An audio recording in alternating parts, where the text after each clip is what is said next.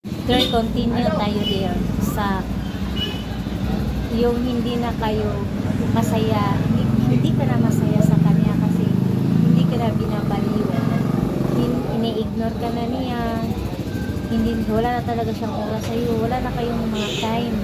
No, kasi kahit anong hiling mo, kahit anong pakiusap mo, talagang ayaw na, no?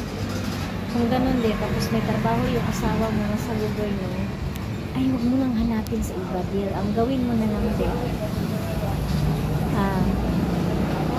ang gawin mo na lang, mag-i-stay ka na lang. Stay ka na lang. Kasi isipin mo, pagtanda natin, dear, dito sa Pilipinas, dear, kailangan talaga natin ng mga pensyon sa buhay.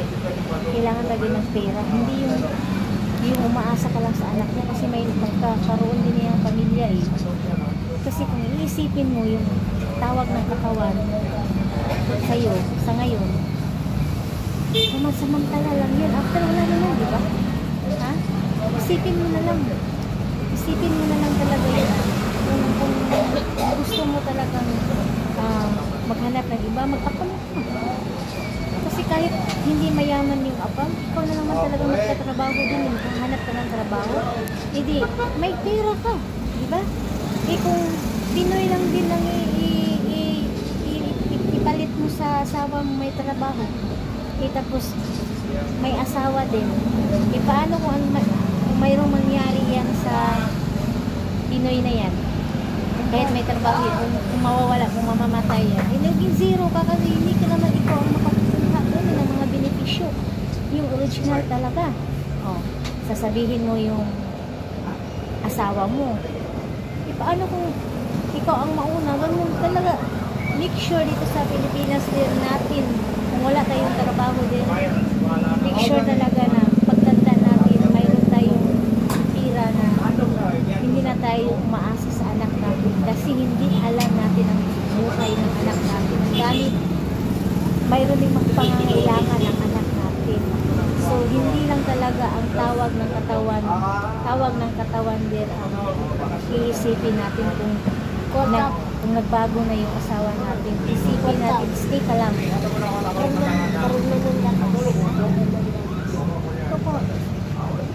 Oh, diba? Yun ang yung iba.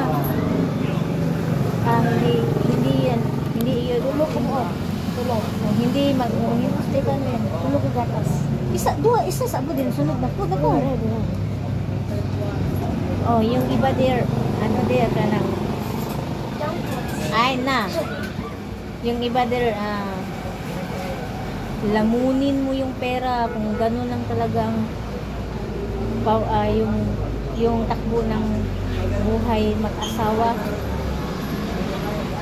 Hindi ako gano'n, yung nanatili ka lang kasi toxic na, nanatili ka lang kasi toxic na, tapos dahil lang sa pera, maghahanap ako.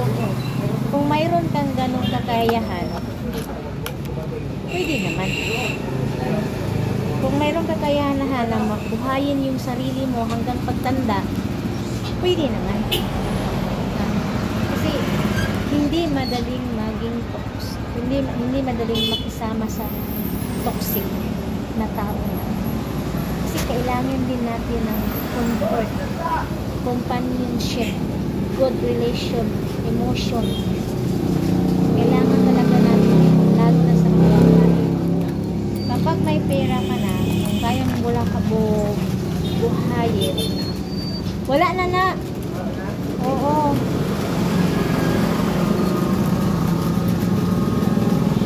Kung kaya mong buhayin yung sarili mo hanggang pagtanda, pwede na. Malis ka naman. Kasi hindi madali yung toxic na tao yung kasama mo sa buhay. Tapos toxic na talaga, nakakasakit yun. Nakakamatay yung paunti-unti. Yung parang